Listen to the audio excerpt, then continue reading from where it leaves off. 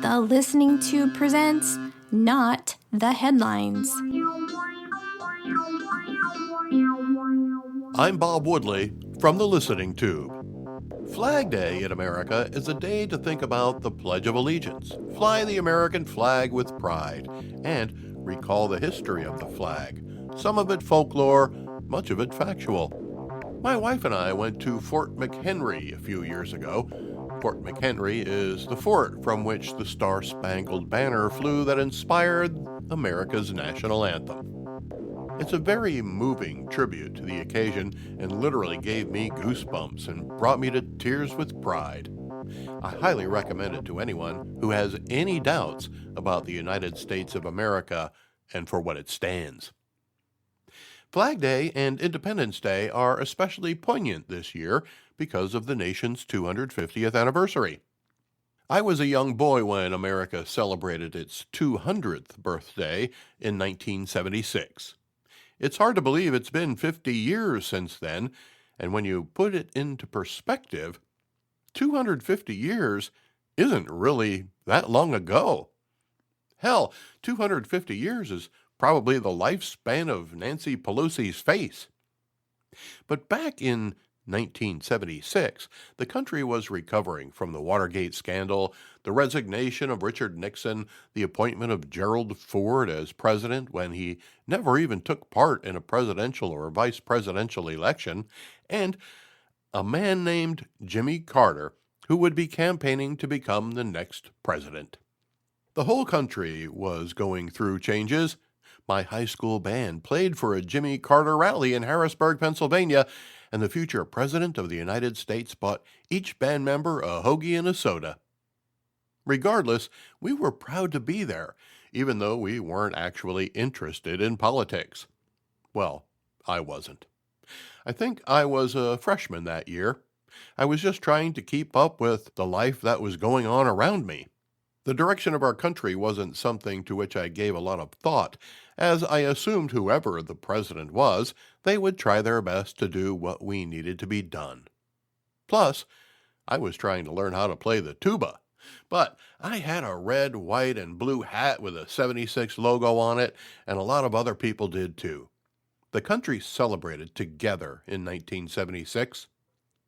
Sure, there were some holdouts, as there are today, but the vast majority of the population, the corporations, the local and state governments, advertisers, just about everybody jumped on the bicentennial bandwagon because it was the American thing to do. As I said earlier, maybe 250 years just isn't long enough to impress some people. There are buildings in Berlin that are older than the United States of America. 500 years older. So maybe 250 isn't such a big deal. There's China over there yawning as it says, "Yeah, call us when you hit 1,000. But it is a big deal to us because we're a part of it, speaking as an American. Yeah, the Republicans were upset that Jimmy Carter won the election, and it wasn't the best chapter in America's history, but we celebrated our anniversary as Americans. By the way, it was during the Carter administration that Iran attacked the American embassy there and took hostages and kept them for 444 days. That's when Iran began its campaign of terror aimed at the United States. It's what we're still dealing with today. Some were happy to let Iran slide by. President Trump isn't. I think it's a wise choice. Because of the war in Iran, there are a group of liberal talking heads and politicians who don't feel it's right to celebrate the anniversary of our founding.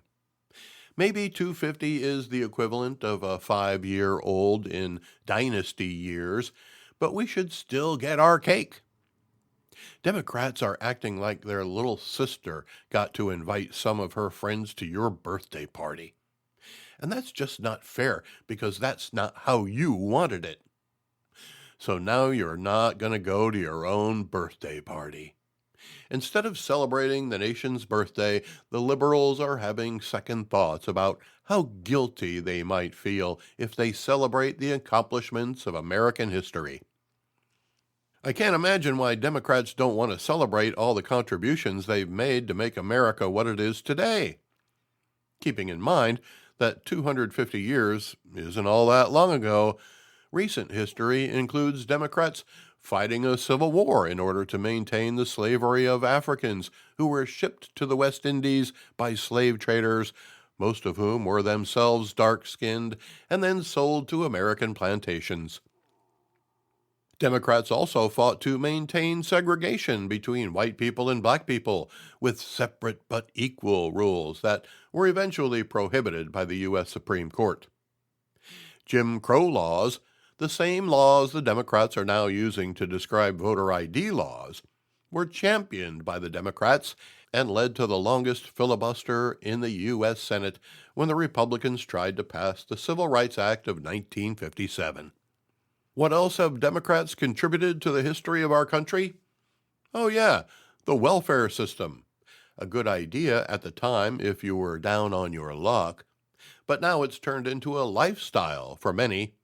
And when I say many, I mean many generations of families, trapping them in a vicious cycle of government dependency, contributing to urban decay and a lack of innovation and contribution to society. With a track record like that, it's understandable why Democrats and progressives don't want to celebrate America's anniversary. Their history is a reminder of all the bad ideas they brought to the table. Now they want to promote socialism and even further left progressive issues that are counterproductive to the American way of life. Democrats are partnering with socialists and communists. A guy in Maine with a Nazi tattoo on his chest, a guy in New Jersey who's pals with a convicted terrorist and inspiration for the 1993 bombing of the World Trade Center. In order to celebrate America's birthday, Democrats would have to cheer all of the things they hate: patriotism, capitalism, religion, self-reliance, and the current form of government. Today's Democrats want to rid the country of all of those things. Alexandria Ocasio-Cortez wasn't kidding when she recently said she wants to fundamentally change the country. Kamala Harris recently promoted the idea of ending the filibuster, adding another 4 justices to the Supreme Court, and ending the Electoral College. Whatever kind of democracy they're trying to save isn't what you think it is. It's not the American form of government, as they try to lead us to believe. We're encouraged to strive for a more perfect union, not change it to a communist society. Send email to thelisteningtube@outlook.com. The big concert to celebrate the 250th recently had some setbacks. Many of the performers who were scheduled to attend have withdrawn, leaving the whole thing in doubt. Morris Day, Young MC, the Commodores, and Martina McBride all bailed after initially agreeing to perform. I have to wonder what kind of pressure was brought to bear by the power brokers on the left to get these people to give up a choice gig on America's biggest stage. After all, the lineup was announced, and as soon as the names were released, they suddenly changed their minds. It seems like the misery of the progressive left wants company and used influence to make sure those performers didn't take part in any celebrations organized by the current administration. What a shame. I feel sorry for them. In any case, I hope you celebrate America on this, its 250th anniversary. A special one indeed. I also hope you're around for the 300th. Imagine how different it might be. I'm Bob Woodley from the Listening Tube for Thou Ad Infinitum.